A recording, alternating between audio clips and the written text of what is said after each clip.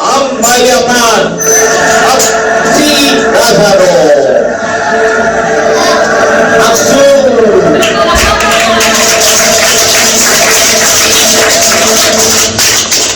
Minsan isang araw, mayroong isang mayamang lalaki. Ngunit hindi siya naniniwala kay Jesus. Siya ay isang sakit at mapalay na tao. Ako ay mayaman. Marami akong salapi. Mayroon akong 10 gulali. Ako ay may 20 mga asawa. Isang daan ang ating mga anak. Ako ay pinagpapasayang tao. Ano ang naisip mo tulong dito? Oy, Taki, mas masaya ka ba kay Taki? Taki, naniniwala ka ba kay Jesus? Hindi naman ako binibigyan ni Jesus ng pera. Ang mga taong naniniwala kay Jesus ay mga mangmang na tao lamang. Tingin ko ikaw din ay isang mangmang na tao, hindi ba? Pagpalatingan tulad si Lazaro.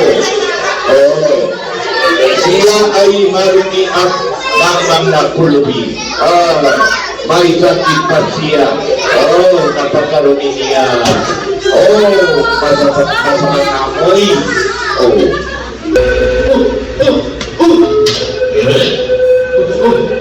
Mayaman, magandang tanghali. Parang ako na. May akong pwera. Napagkaroon niya. May sakit kasi ako. Gutom na ako. Tulog mo ako. Mayaman, nakikiusap ako. Hindi ba po kasi ako kumakain ng 3 araw? Parang ako mo. Ano may kulabi? Bakit pa? Nagugutom. Pagkat wala akong pera. Bakit pa? Wala kang pera? Ganun ba ang aking sakit? Tulungan mo ako mayaman. Parang ako na. Kung wala kang pera, mandukot ka ng pera sa pulsa ng iba. Hindi dapat natin nakawin ang ating kapwa. Ayaw ng Diyos, iyong dinugo. Ikaw ay malupang sakit. Kung ngayon, magpapagkamatay iyong sarili.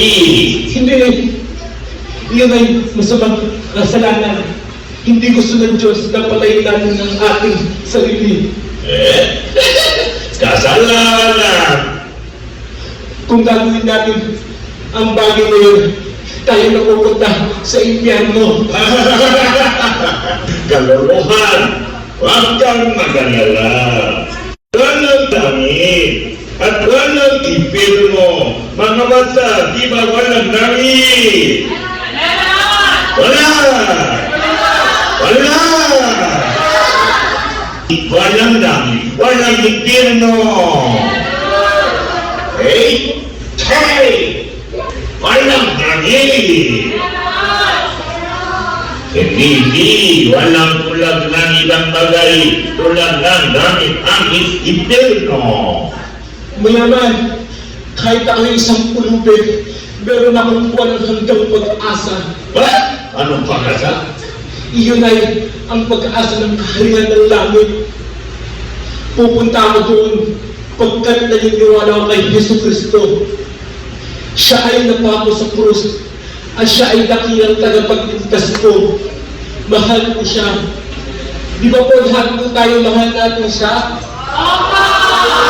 Makinig ka, mayaman. Maniwala kay Hesus Kristo, mayaman. Tumigil ka, maruming pulubi. Hindi ako naniniwala kay Jesus. Ayoko sa Kanya. Iligtas mo ako ng salapi. Ang aking salapi ang aking tagapagligtas. Hindi mayaman. Ang Diyos ay mahal na mahal ka. At hindi siya napako at hindi namatay ang pera mo para sa iyo, mayaman. Tumigil ka! isa kang hangat. Pagpalain ako ng Diyos, mahal na mahal ko siya. Lumayas ka! Lumayas ka! Umayag ka! Lumayas ka! At huwag ka nang babalik ng muli. Marumi at pulubing pangit. Tulungan mo ako. Lumayas ka! Ayaw ko sa iyo. Tulungan niyo ako, Panginoon. Mga bata, walang gamit. Walang impirno. Dahil sa pulawin ninyo, hindi tuloy maganda yan. Pakiramdam ko. Pasok na mga ako sa silitan. Maglalasing ako. Mga bata, gusto ninyo bang uminom ng alak at manigarilyo? Mga mamanggat ako ako. Oh, mga bata, ang ibig mo ba talagang naniniwala na ang kaharian ng langit? Wala! Wala! Walang langit! Walang langit! Mga bubo! Lumipas sa isang araw, namatay ang kapwa ang mayaman at ang pulubi. Ang pulubi ay napunta sa langit, ngunit ang mayaman ay nahulog sa impyerno. Ragaro! Ragaro! Sino po kayo? Ako ang anghel ng kalangitan. Bakit ka pumalito dito? Pumarito ako upang isalangin. Ako ay isang pulubi. Paano ako makakapunta sa langit? Ang kaharian ng langit ay lugar para sa mga naniniwala kay Jesus.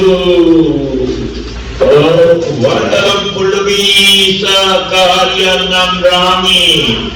Kayo na, Lazaro, mabuting bata. Salamat sa iyo, Anghel. Kayo na, Lazaro. Sa araw din yun, namatay din ang mayaman.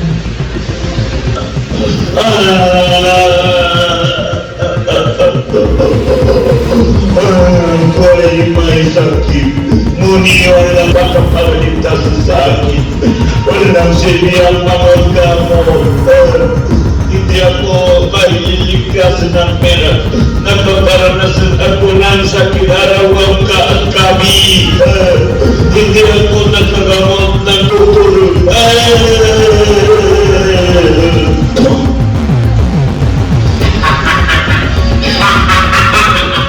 Mayaman! Sumama ka sa akin! Sino ka? Sino ka? Ako si Satanas. Pupunta ako sa impyerno kasama ka. Tayo na! Impyerno! Hindi tayo pumapunta doon. At talaga walang impyerno. Ito ang pinakahangan ng tao. Kaya gusto kita. Gusto ko ang mga tao, mga bata. Kayo ay mga. Hindi ba? Uy, mayaman. Ikaw ba ay mga? Hindi mama. Mayaman. Isa bang tanong? Sagutin mo ako. Lumuhin ka ba? Hindi. Baliw ka ba? Gusto mo bang mananay? Mayaman? Isa bang tanong? Ikaw ay isang abal. Kilo. Isa ko ang kumangay. At namang nagtaro ko. Kurito lang na. Magaling. Sumagot ka ng napakahusay. Kung ngayon, tayo na sa impyerno. Mga bata, tulungan ninyo ko. Tulungan ninyo ko. Tulungan ninyo ko.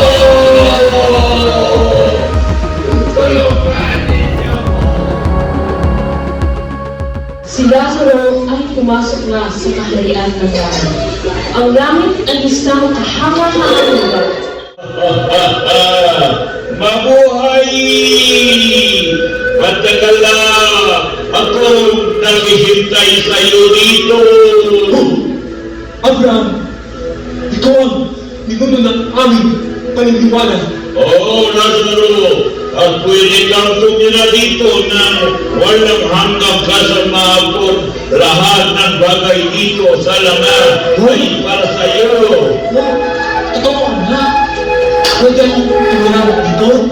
Oo naman, Lazaro, kung ikaw ay naniniwala sa anak ng Diyos, ikaw ay maligtas na. Ngunit, bakit po walang pulis dito? Hindi na kailangan ng pulis dito sapagkat walang magnanakaw at gusto lobat at mapamikitaw dito. Ama, bakit ka rin po pagamutan dito? Pagamutan. Lazaro, hindi na rin kailangan sapagkat walang sakit at walang ibesang tao dito, kaya hindi na kailangan ang pagamutan. Bakit wala po akong nakikita matatanda? Lahat po ng nakikita ko, puro mga bata. Wala din, matatanda, lalaki at babae, dahil hindi kami maging luma. Aba, bakit wala din po simenteryo? Lazaro, walang kabataan ang naninirahan dito. Lahat ay nabubuhay ng walang hanggan. Kung ganun, ilang taon ba ako pwedeng tumira dito? Pwede ba ako tumira dito ng 100 taon?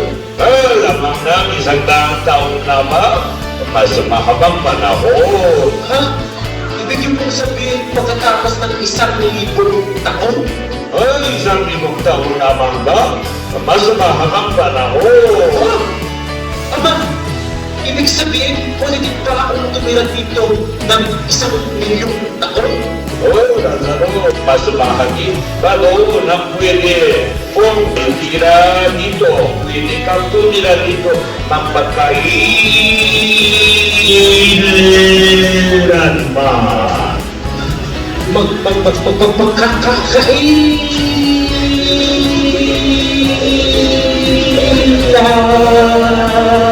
Tama? Belong. Sundan mo ako, Lazaro. At pupunta si langit mo. Ako ay magiging tour guide. Opo, Ama.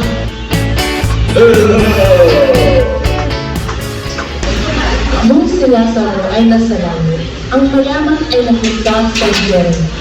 Ang impyerno ay ang pinakamainit na lugar.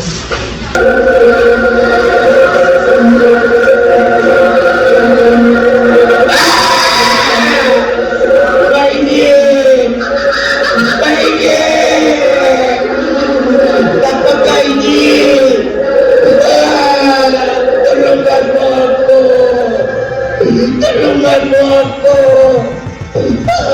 Walang tubig! Walang pagkain dito sa impyerno! Nauwawa ko! Bigyan mo ako isang talalang ko! Kasi pahingi ng tirapay! Nagugutom ako! Mga Abraham! Bigyan mo ako ng isang litas ng tubig sa mamatukitan sa Lazaro. Nauhaw ako at hindi ko na pagkayanan. Wala akong magagawa kundi mamatay na lang. Hindi namin maaaring pumunta dyan. Mayroong malaking bagot sa pagitan niyan at dito. Kaya hindi ako makakababa sa impyerno at hindi ka makakaakyat dito. Bakit hindi ka naniwala kay Jesus na ikaw ay nabubuhay pa sa lupa? Pagkat ako ay isang mamang na tao, naiwanan ko ng pagkakataon na. Oo, sino man ang hindi naniniwala kay Jesus ay isang mangmang na tao. Mga bata, kayo ba ay mangmang? Kayo ba ay naniniwala kayo sa Kristo? Mga matatalino pa. Pero ngunit ang mayamang lalaki, yan ay makmang. Gusto ko nang mamatay. Pero pagkainin ng impyerno. Kaya gusto nang namatay. Ngunit imposible akong mamatay. Pupunta ako, babalik sa mundo. Siya naniniwala na ako kay Jesus.